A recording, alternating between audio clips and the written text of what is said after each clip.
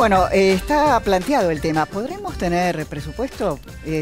Hasta donde ¿Cómo yo sé están hoy, los diálogos? hasta donde yo sé hoy, todos lo que te dicen es, dan por hecho que va a haber presupuesto, no solo porque tengan el número, digo, la cuestión pasa por conseguir el quórum. Y el quórum, una vez que lo conseguiste, vas a tenerlo porque lo que vas a tener es las ausencias que te van a permitir tenerlo. Y prácticamente hoy tenés 5 provincias que van a poner, sus 5 provincias peronistas que le van a poner el número. Sí tienen un problema central si el presupuesto que llega, que todavía no sabemos cuál es el que se dice que va a llegar y que tiene un tema que es muy importante, que es un cambio en la coparticipación, porque son 5 puntos del IVA que son para sostener la ANSES. Para eso necesitas 2/3 partes, salvo una triquiñuela que están pensando, es que sea por la vía de la excepción. Y ahí no necesitarían los 2/3 porque sea por vía de excepción por un año, y entonces podrían conseguir eso. Yo diría, hoy el gobierno tiene presupuesto, pero ¿esto resuelve la crisis de confianza? De ninguna manera. Bueno, está el tema de la crisis de confianza. ¿Querías decir algo? No, yo lo que digo es que lo único que está ensayando el gobierno es cerrar el presupuesto. Digamos. O sea, lo que busca el gobierno es que con el presupuesto lograr un clic que te mejore la credibilidad y que te diga, bueno, acá estamos todos en el mismo barco, no solo la nación, sino también en las provincias, y de esta forma, bueno, es la búsqueda de la política o de la señal que te permita un poco cambiar el clima. Mientras no se entienda que el barco se llama Titanic. Bueno. Porque hay el mensaje. No, el punto es antes hablamos de película y de foto, documental, supongamos. El presupuesto es ficción. El presupuesto votado el año pasado terminó siendo ficción. Las metas de inflación, los dos presupuestos, meta de inflación, pero los últimos 2 presupuestos son claramente de ficción. No se cumplieron. No se cumplieron meta de inflación, no se cumplió meta de crecimiento. Le hago la pregunta a todos, a Guillermo. El tema es, hay un problema de confianza muy claro en relación a los mercados, los empresarios, en relación al gobierno. ¿Cuál es la solución? Yo no sé cuál es la solución. ¿Por dónde pasa? Solo porque que creo que hay un todo problema. Tipo de rumores. Se habla de las reuniones de Rodríguez Larreta con Vidal y Tinelli, incluso no es para hablar del programa de Tinelli en Canal 13 seguramente. Yo creo que además que Horacio Rodríguez Larreta y María Eugenia Vidal están realmente muy molestos con el discurrir del gobierno. Digamos, el ala política. Creo que tienen un cierto enfrentamiento con el jefe de gabinete, con Marcos Peña, pero yo creo que acá hay un problema estructural de fondo y es la desconfianza que el Círculo Rojo tiene sobre Mauricio Macri. Son los empresarios. Los empresarios, y la gente que toma decisiones, la gente que tiene dinero, la gente que invierte, que no invierte, sienten, no tienen empatía con el presidente, no le tienen confianza al presidente. El presidente evidentemente no tuvo el talento o la capacidad de ganarse la confianza de ellos, lo cual me parece, digamos, llamativo, porque hay mucha gente, sobre todo en el kirchnerismo, que dicen que es un gobierno para ricos. Yo digo que este es un caso realmente inédito de este gobierno para ricos, porque nadie gana dinero en el gobierno de Mauricio Macri. Bueno, los que fugaron, Silvia, ganaron. Bueno, efectivamente, los que se fueron, pero si no se fueron, si aguantaron un poco más haciendo una apuesta, perdieron. Realmente es una situación compleja y me parece que el viaje de mañana del presidente con Paolo Roca es muy importante. Yo creo que ahí hay un reconocimiento de parte de Mauricio Macri de que tiene que empatizar aún con líderes empresariales como Roca, con quien no tenía una buena relación, con quien nunca tuvo una buena relación, pero es una empresa argentina que además que el está Estado invirtiendo argentino en vaca muerta, ¿no? Y que el Estado, sí, con subsidio también del Estado, o sea, el gobierno los ayudó, y que, bueno, es una empresa argentina que hay que proteger de algún modo. De todos modos, yo creo que hay un problema de corto plazo, el cortoplacismo en el que estamos analizando todo, es decir, no podemos mirar más allá de días, semanas, meses ya es muchísimo, y para el año que viene hay una sombra total y absoluta.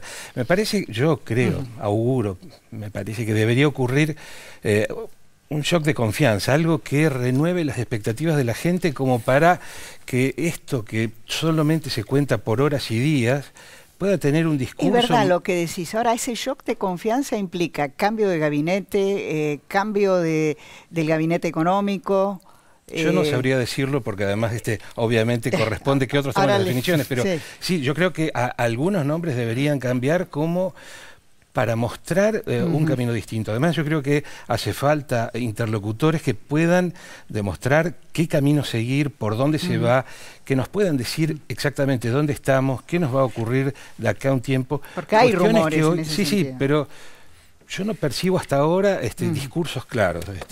Me parece que estamos así en una ciénaga informativa donde estamos en el día a día y no... Está el discurso del déficit por parte del gobierno. ¿No? El déficit primario, básicamente, porque no incluye pago de intereses. Ese es el discurso casi central, hay dos discursos, no es el único, presupuesto y el déficit, claro. y ahí se reduce todo. Claro. ¿No? Yo coincido con que el gobierno se quedó sin relato, ¿no? O sea, el gobierno se quedó sin un relato económico, sin una épica hacia dónde vamos, y los dos elementos que tiene es, por un lado, la rebaja del déficit y por el otro lado, la posibilidad de conseguir plata, ¿no? Conseguir dólares en el exterior, que son los dos elementos que en estas horas están jugando como para decir, bueno, ¿cómo se va a tranquilizar, ¿no? Esta versión de que hay Daniel, ¿me permitís? Y ahora te sigo escuchando. Hace muchos años, en un reportaje que le hice al ingeniero Álvaro Alzogaray, me acuerdo que en un momento me dice, nadie da la vida por el sistema métrico decimal. Exacto.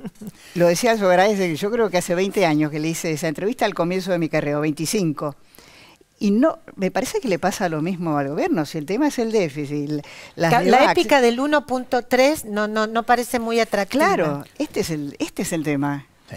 Me parece a mí, es ¿no? importante, pero no es atractivo. Es el relato. Y coincido en ese sentido que nadie da la vida por la baja del déficit en términos políticos. Sobre todo cuando también lo ves en las encuestas. Cuando te aumentan los intereses, además. Claro, o sea, el déficit. Pero además lo ves en las encuestas. Cuando ¿qué se cayó? Se cayeron las expectativas. Claro. Este gobierno que tuvo un gap inédito entre realidades y expectativas, que nunca había tenido ningún gobierno durante tanto tiempo, ese gap entre que la expectativa era muy alta y la realidad estaba en términos normales abajo. ¿Qué pasó? Se terminó la brecha y lo que se cayó es la expectativa y este gobierno no consigue recrear ninguna expectativa porque el futuro ya llegó, porque se consumió el 70% de su mandato, tiene 2 presupuestos en que pifió groseramente los cálculos, vas a tener una inflación que ronda largamente por encima del 30%, con lo cual es muy difícil recrear esa expectativa. Ahora, ¿los ministros siguen siendo Peña, Quintana y Lopetegui? Los ministros, es decir, los que toman las decisiones. Los que toman las decisiones en materia económica. El presidente se siente cómodo en ese esquema, eso está muy claro y tiene un sistema de funcionamiento. Todo esto que se dijo y que yo la verdad no valoré en su momento, y es digamos este esquema supuestamente empresarial, a quien también le pongo un poco en comillas esto de empresarial, evidentemente es cierto, es decir, tiene un sistema de trabajo que evidentemente no funciona. No pero es práctico. El presidente hoy habla con 2 personas todos los días, uno es Duhovne y otro es Caputo, ¿no? Caputo. Me parece que el presidente del Banco Central ha pasado a ser el hombre clave en materia económica, bueno, en parte por lo que está pasando por el dólar, pero aparte porque, bueno, toda la negociación y los cambios que se le hicieron al acuerdo con el Fondo Monetario Internacional en el sentido de desarmar esa bomba de Levax que había de letras del Banco Central y en lo que implica permitirle al Banco Central intervenir en el mercado cambiario para serenar al dólar, me parece que Caputo gana un espacio que es indiscutible. Por el otro lado, con Duhovne todos los días para ver la caja. Pero esto lo que tiene es un problema de sustentabilidad. Tiene un problema de sustentabilidad en lo económico, financiero, claramente, y un problema gravísimo que está impactando en este ámbito, que es la sustentabilidad política, y donde ahí muestra el mayor déficit, porque no muestra ninguna vocación de ampliar esa base de sustentación, y lo que empieza a emerger es lo que vos mencionabas, que son todos estos rumores y estas disconformidades, que ya no son parte de Cambiemos, sino son parte del núcleo duro macrista, donde empiezan a haber diferencias de criterio respecto de cómo se conduce la política y cómo se buscan acuerdos que le den sustentabilidad a un gobierno que hoy tiene una fragilidad manifiesta. Claro, Claudio, lo que además, piensa, saliendo de lo que es la macroeconomía, los números macro, cuando uno ve también, por ejemplo, los problemas que atraviesan pequeñas y medianas empresas, emprendedores, con tasas del pero por las nubes, un crédito inaccesible, una carga impositiva fortísima que se iba a reducir y no se ha podido tocar. La verdad que además esto está destruyendo empleo. Cuando empecemos a ver las cifras de destrucción de empleo de lo que llevamos acumulado en el año, nos vamos a agarrar la cabeza, porque cuando se destruye un empleo, recuperar el empleo después resulta verdaderamente muy difícil. Claro. Hay toda una serie de cosas que me parece, el panorama es, por eso yo insisto, me parece que sería bueno algún tipo de modificación al discurso porque es todo un combo complejo. ¿Podría llegar un ministro con perfil más fuerte, no sé, como Labaña en su momento o Cavallo en su momento? No me refiero a las ideas de ellos, pero sí un ministro con liderazgo propio. ¿Vos te lo imaginás? No, pero puede ser, digo, lo que me parece es que Cavallo viene con Menem, Labaña primero con Duhalde y después con Kirchner para determinado rumbo. Digo, Cavallo después de la hiper, Labaña después del 2001, además de todo, es decir, después de crisis. Cuando es Labaña y no Guillermo Calvo, hay una opción ahí. Podría haber sido Guillermo Calvo y después se caía Guillermo Calvo y venía Labaña. Sí. Pero la verdad que hubo una opción de horas casi en ese momento. Y ahora estamos es como si vos empezaras ahora el programa. No el ciclo, el programa. Sí. No, borremos esto, pero resulta que estamos al aire. Claro. ¿Y qué hiciste hasta ahora? Es así. Vos planificaste, nos llamaron a nosotros, etcétera, etcétera. En medio del programa no puedo decir, no, olvídense de esto que pasó, ahora arrancamos. ¿Cuáles eran las promesas de Macri al principio? Era bajar la inflación en economía, bajar la inflación e industrialización. Como un fracaso el tema económico. Sí, totalmente. Era bajar la inflación e industrialización. Si lo escuchás, ni siquiera hablo de pronósticos míos ni de sentimientos. Si lo escuchás a Macri estos días, habla de que tal vez el año que viene, gracias a vaca muerta y a exportaciones agrarias, a la Argentina le entre las divisas que necesita. No hay ni siquiera promesas antiinflacionarias ni promesas industrialistas. Sí, además se curaron en salud, no quieren prometer más nada, porque la verdad que digamos el propio relato que tenían, y es que bajaba la inflación. Pero eso fue un error, digamos, estar anunciando, me parece a mí, ¿no? Sí, creo que cometieron muchos errores producto de no, digamos, de tener poca experiencia en un gobierno nacional, en una administración nacional.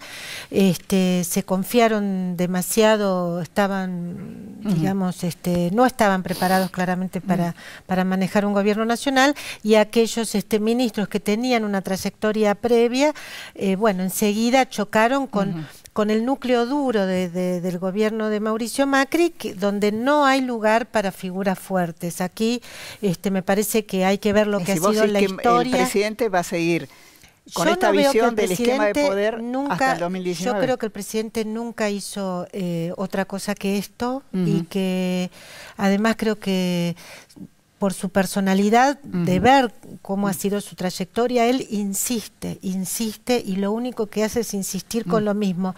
Él se jacta y lo toma como algo importante, y yo creo que es valorable. Él dice, a pesar de que tenemos la tormenta de frente, seguimos en el mismo modelo, no cambiamos el modelo. Ese modelo es un modelo económico, que digamos que no tiene relato, pero que yo creo entenderlo, y es también un modelo de gestión. Y él cree que tiene que ser así. A ver, Claudio. Sí. Yo tengo ahí sobre eso alguna duda, porque es cierto que Macri tiene ese hábito y tiene esa estructura, pero también es cierto que Macri es un tipo que ha cambiado radicalmente cuando ha tenido la necesidad, y muchos adentro están diciendo, bueno, es esto lo que hay hoy, y es esto lo que conocemos. Pero lo hizo en la ciudad, pero lo hizo cuando decidió hacer una alianza con Carrió y con el radicalismo, y que cambió el curso de un proyecto político y buscó unas sociedades que eran impensables. Con lo cual, yo no tengo tan claro. Que es pragmático. Es un pragmático extremo, tan extremo que nadie tiene asegurado su lugar, ni nadie tiene asegurado ni siquiera una lágrima en el duelo. Digo, con lo cual, yo no me atrevería a decir que un día esto no cambie. Y son muchos los que están cerca del presidente que están diciendo, yo no me atrevo a decir que esto es inamovible. Bueno, si hay dos amigos de Macri que tenía, era Francisco Cabrera y Federico Sturzenegger, ¿no? Y las apuestas a Federico Sturzenegger llegaron hasta un momento en el cual un hombre que pintó la gestión del equipo económico durante más de un año y medio y lo determinó y tuvo, digamos, lo que decía él, tuvo, digamos, el costo de poner una tasa de interés altísima en una política donde cortó el crédito y donde fue muy dura para el nivel de actividad, y sin embargo un día y armó el tema de las LEVACs, que ahora el mismo gobierno, digo, el presidente del Banco Central actual habla de las LEVACs tóxicas, ¿no? Que generó Federico Sturzenegger, digo, y Macri en un momento le dijo, bueno, Federico, te tenés que ir. Bueno, acá yo les quiero plantear un tema que mezcla economía con los temas de corrupción. En el diario Clarín, el día domingo, apareció un reportaje a una jurista muy importante, Carlucci, que fue miembro de la Corte Suprema de Mendoza. Dice, en este tema, en el tema de la corrupción, es más importante recuperar el dinero que meterlos presos. ¿A ustedes qué les parece? Es provocativo, te digo. Sí, es muy provocativo, pero bueno, me parece que si no aparece el dinero es como que todo lo que pasa no va a tener consecuencia, no va a tener efecto, ¿no? Ahora, desde ya que si Cristina va presa, bueno, me parece que la historia es otra. Ahí vuelvo a la dinámica de Claudio. Porque más es una gran civilista, Ida Kemmelmacher de Carlucci, que es el otro elemento. Entonces, y está acostumbrada a las cosas concretas. Ahora, si no aparece el dinero, ¿cuál es la prueba? Lo digo sin ser abogado, pero como interlocutor de abogados. Si no aparece el dinero, ¿cuál es la prueba? Que aparezca el dinero. Los 5 millones de dólares de alguna manera que estaban en la cuenta de la caja fuerte de Florencia Kirchner, por ejemplo, ¿es aparecer el dinero o no? Bueno, los 9 millones de José López. Los 250 millones en no bienes de Lázaro Báez. Es parte de lo que sostiene. El que no está justificado puede constituir prueba. Y hay que ver si se declara la cosa juzgada írrita para el crecimiento patrimonial de Néstor y Cristina, que este es el otro punto. Pero de todas maneras, ¿qué es lo que reclama la sociedad? ¿Por qué la sociedad ve en la justicia un poder al que no le cree? Por la impunidad. Digo, lo que reclama la sociedad no es que se recuperen solo los bienes, sino que alguien pague cuando viola la ley.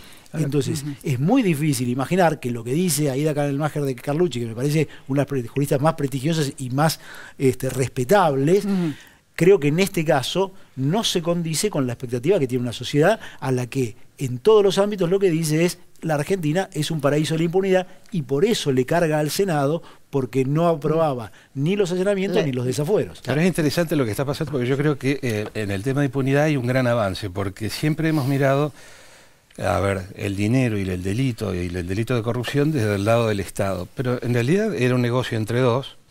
Y cuando uno habla de que acá había un 15, un 20%, 30 o 50% de retorno según quien habla, en realidad es mucho dinero, de los cuales, de una cifra, el presidente habló de 200.000 millones de dólares, una cifra corresponderá a los jefes de la asociación ilícita según el juez investiga, pero después está la otra parte, que son los que se están presentando como arrepentidos y que conforman una gran cantidad de detenidos que hay hoy en Ezeiza, ¿no? Que son el sector empresario. Cuando decimos devolución de la plata, ¿es solo la plata de quién? Porque es todo un gran grupo de gente que deberá también dar cuenta de todo lo que se ha llevado. Vamos al próximo bloque y yo les quiero preguntar, ¿ustedes creen que esto es un punto de partida en la Argentina, un punto de inflexión? ¿O puede ser un punto para una nueva decepción? Lo vamos a discutir en el próximo bloque.